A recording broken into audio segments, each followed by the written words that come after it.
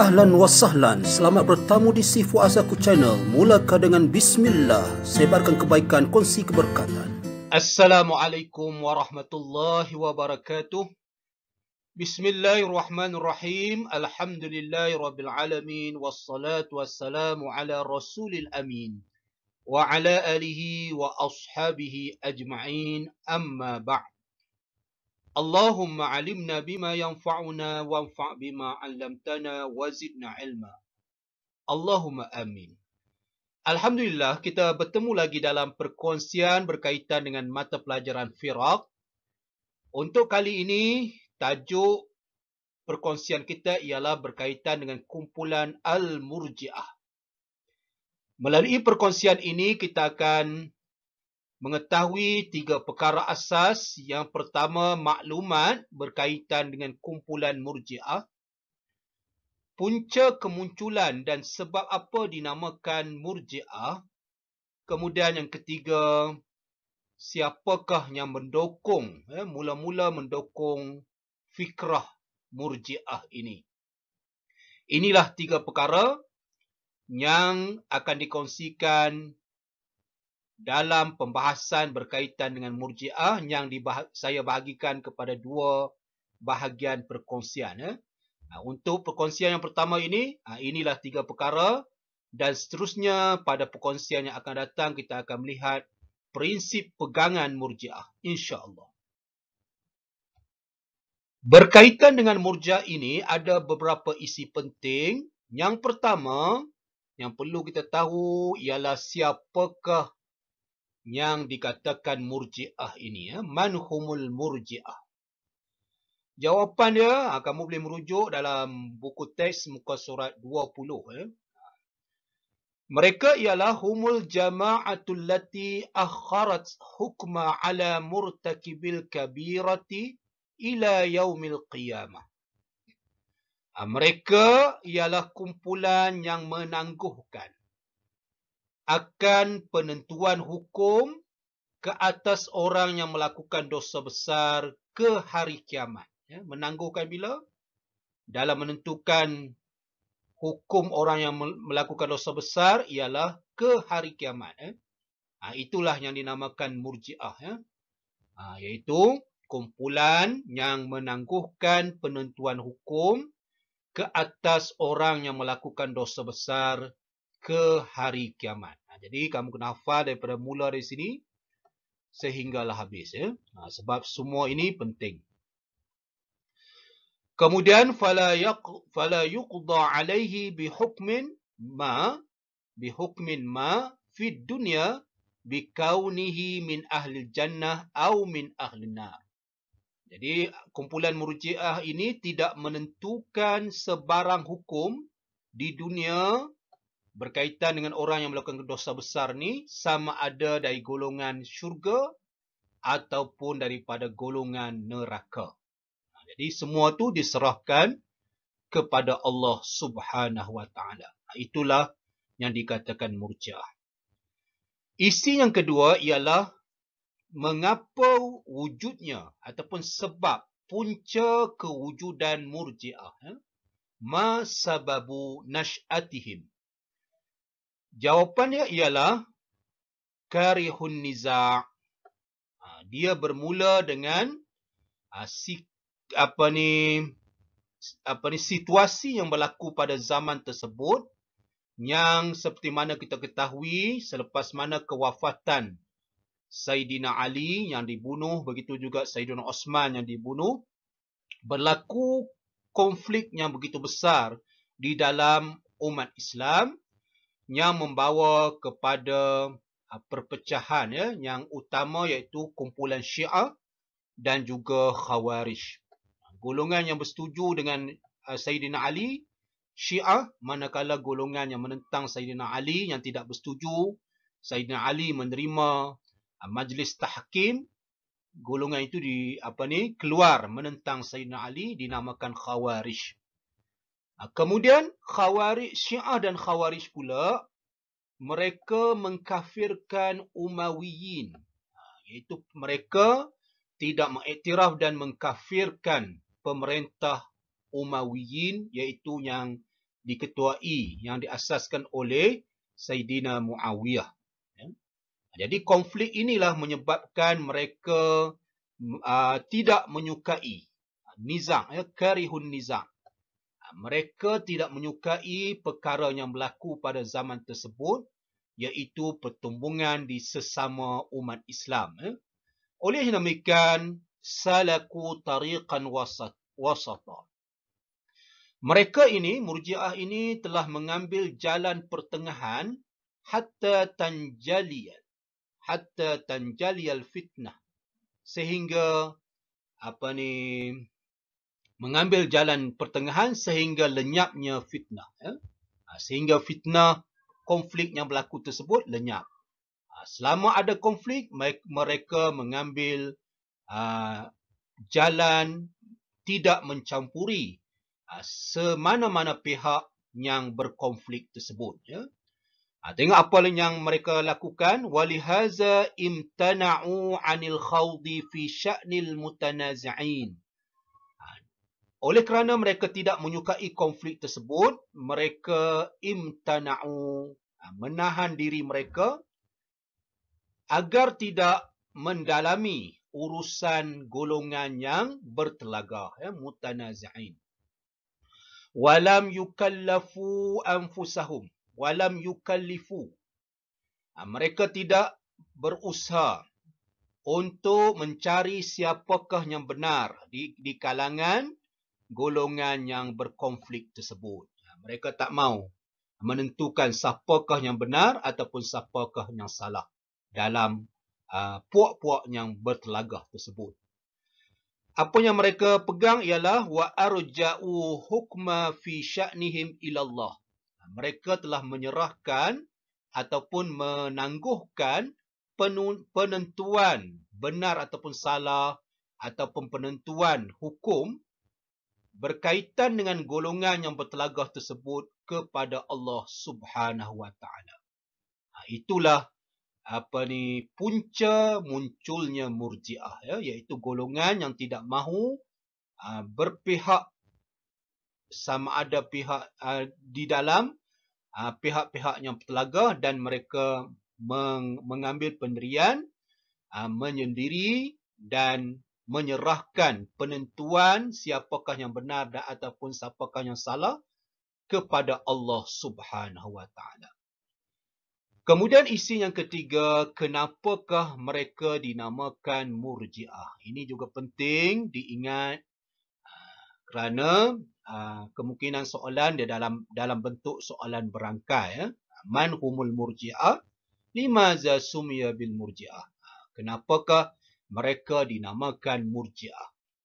Jawapan dia mudah saja. Li'annahum arja'u hukma fi sya'nil mutanazi'in ilallah. Seperti mana saya huraikan sebentar tadi, golongan Murji'ah ni dinamakan Murji'ah kerana mereka menangguhkan dalam penentuan hukum berkaitan golongan yang bertelagah kepada Allah Subhanahu wa taala. Bersempena daripada perkataan arja'u, menangguhkan ataupun menyerahkan penentuan hukum kepada Allah Subhanahu wa taala. Oleh sebab tu golongan yang menangguhkan penentuan hukum itu mereka dipanggil Murji'ah. Golongan yang menangguhkan hukuman berkaitan golongan yang bertelagah kepada Allah Subhanahu wa taala. Isi yang keempat berkaitan dengan Murji'ah ini ialah siapakah pendukung ataupun pencetus utama fikrah ataupun pemikiran menangguhkan penentuan hukum ini kepada Allah. Mereka adalah yang disebut dalam buku kamu, ada 6 orang dan semuanya ialah dari kalangan sahabat Nabi SAW. Seperti mana kita ketahui, konflik di antara di kalangan umat Islam tu berlaku selepas mana kewafatan, berlakunya pembunuhan Sayyidina Osman, kemudian ada tuntutan untuk dilakukan mencari siapakah pembunuh Osman, dan terdapat lepas itu berlaku lagi konflik iaitu sehingga dibunuh Sayyidina Ali, dan selepas itu lahirlah di dalam konflik tersebut muncul kumpulan Syiah, begitu juga muncul kumpulan Khawarij. Syiah tidak dalam konflik tersebut mengkafirkan Abu Bakar, Osman, manakala Khawarij pula mereka mengkafirkan Sayyidina Ali seperti mana kita telah kongsikan dalam tajuk Khawarij sebelum ini. Dan Syiah dan Khawarij pula kedua-duanya mengkafirkan kerajaan Umayyah yang dipimpin oleh Muawiyah bin Abi Sufyan. Jadi berlakunya konflik yang begitu rumit ini menyebabkan ada di kalangan sahabat yang masih hidup ketika itu membuat keputusan tidak mencampuri golongan tersebut yang bertelagah tersebut. Di antaranya ialah Sa'ad bin Abi Waqqas, Muhammad bin Musallamah, iaitu yang dikenali sebagai Faris Nabi, iaitu penunggang Nabi Muhammad SAW. Kemudian Imran bin Husain, Abdullah bin Umar, Hassan bin Thabit, Abu Bukrah ataupun nama sebenarnya Nufai bin Haris. Jadi keenam-enam para sahabat ini mengambil keputusan tidak mencampuri urusan golongan yang bertelagah. Itu isi yang keempat. Ini amat penting. Kamu kena hafal sekurang-kurangnya 4 nama para sahabat ini yang menjadi pencetus kepada fikrah Murji'ah ini. Sekurang-kurangnya 4 nama. Kemudian isi yang kelima, seperti mana kita ketahui, pendirian para sahabat yang tidak mahu mencampuri golongan yang bertelagah itu adalah asalnya pemikiran yang benar. Bahkan memang Rasulullah SAW berpesan, di antaranya berpesan kepada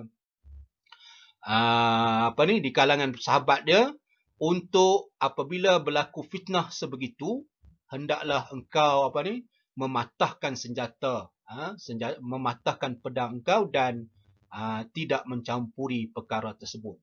Jadi perkara itu telah dilakukan oleh para sahabat, yang mana para sahabat di antaranya disebutkan di sini telah mengambil pendirian seperti mana yang Rasulullah pesan kepada beliau. Jadi olehnya demikian, asas ataupun fikrah ini adalah merupakan fikrah yang betul, selamat, sejahtera pada asal-asalnya. Oleh sebab tu ada pertanyaan di sini, limaza hazhil fikratu salimatun fi zatiha. Kenapakah fikrah Murji'ah ini pada zatnya adalah fikrah yang selamat ataupun fikrah yang sejahtera? Jawapannya, li'annaha lam ta'tadi, kerana fikrah ini tidak melampau, wa tajtanibul hukma ala sahabatil mutanazi'in. Kerana kenapa fikrah tidak mahu mencampuri konflik tersebut adalah fikrah yang selamat ataupun sejahtera, yang bagus? Kerana fikrah tersebut tidak melampau. Dan fikrah tersebut menyebabkan mereka jauh, menjauhi menentukan hukum ke atas para sahabat yang bertelagah. Mereka tu para sahabat yang mendapat title radhiyallahu anhum. Mereka mendapat gelaran ataupun mendapat taraf diredai oleh Allah Subhanahu wa taala. Namun pertelingkahan tersebut adalah disebabkan oleh ijtihad masing-masing. Jadi oleh kerana itu fikrah tidak mahu mencampuri perkara tersebut adalah fikrah yang selamat, sehingga tidak berlaku penentuan hukum yang tidak sesuai kepada para sahabat Rasulullah sallallahu alaihi wasallam. Namun begitu, fikrah ini walaupun fikrah yang selamat pada permulaannya, tengok di sini, walakin tatawwuruha ba'da zalika afsadaha hatta sara al-hukmu bi irja' ta'nan liman yusafu bihi.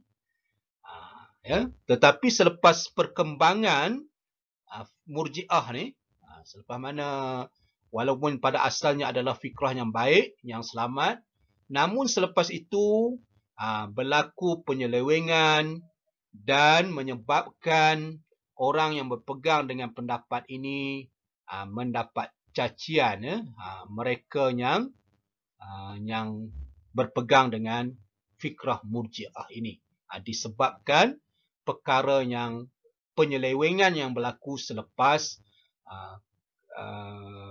pegangan yang dipegang oleh para sahabat Rasul SAW. Bal kana nihayatu tatawwuriha al-khuruj 'anid din. Bahkan di pengakhiran perkembangan kumpulan murji'ah ini ada yang menyebabkan pegangan-pegangan mereka itu menyebabkan mereka terkeluar daripada agama, ya. Itu kita boleh ketahui melalui mabadi'ihim nanti, mabadi'uhum dalam tajuk yang perkongsian yang akan datang, ya. Jadi seperti mana kita tahu bahawa permulaannya adalah baik, cuma berlaku penyelewengan selepas itu yang menjadikan alasan menangguhkan tadi, prinsip menangguhkan hukuman tu menjadi alasan kepada golongan yang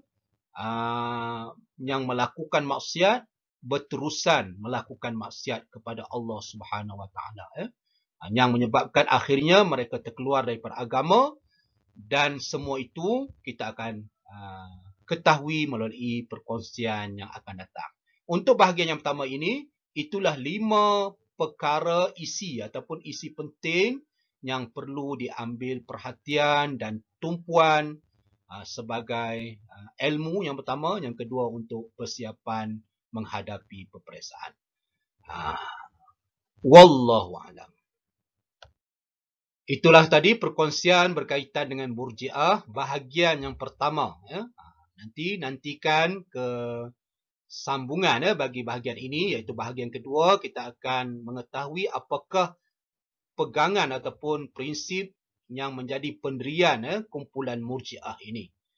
Perlu saya ingatkan bahawa kita selaku umat Nabi Muhammad SAW jangan ada pun sedikit dalam hati kita rasa memandang rendah kepada para sahabat, apatah lagi menghukum mereka dengan hukuman-hukuman yang tidak sepatutnya, ya, kerana para sahabat adalah golongan yang mengasihi Rasulullah, dan Allah juga telah menyebut dalam Quran mereka adalah golongan yang diredai, dan mereka adalah golongan yang rapat dengan Rasulullah SAW. Jadi kita umat akhir zaman ini janganlah sampai termasuk dalam golongan yang mencerca para sahabat ataupun golongan yang meletakkan label tertentu, ya, kepada para sahabat. Wal'ayazubillah. Untuk setakat itu, wallahu a'lam, sehingga bertemu lagi. Assalamualaikum warahmatullahi wabarakatuh. Terima kasih di atas sokongan. Jazakumullah khairan katsira.